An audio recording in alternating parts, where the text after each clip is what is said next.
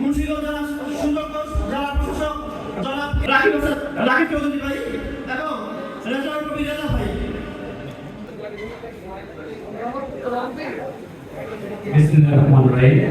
সবাই আজকে বক্তব্যের শুরুতেই আমি আমার শহীদ ভাইদেরকে স্মরণ করছি।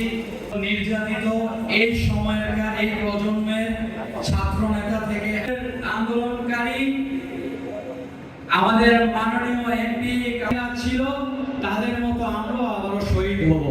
কিন্তু আমাদের দখল বাণিজ্য দখল কোনো কিছুই শেষ হয়নি। তার আশেপাশে বিভিন্ন কার্যক্রম সংগঠিত করেছে ছাত্র দলের।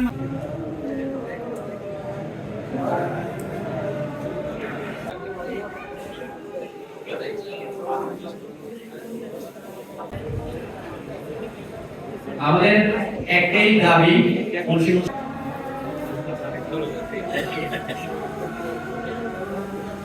তৈরি হয়েছে আজকের এই মঞ্চ উপস্থিত আছে সব নাম পড়েছে বিপুল ছিল পদ্মার আমাদের মাস্টার মাইন্ড আর দফার ঘোষক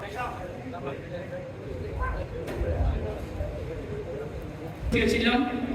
তো মনে হয় শুক্রবার হবে, মনে 19 জুলাই হবে ভাই। এদিকে বাইক সামনে বাইক দিকে জয় বলে করছেন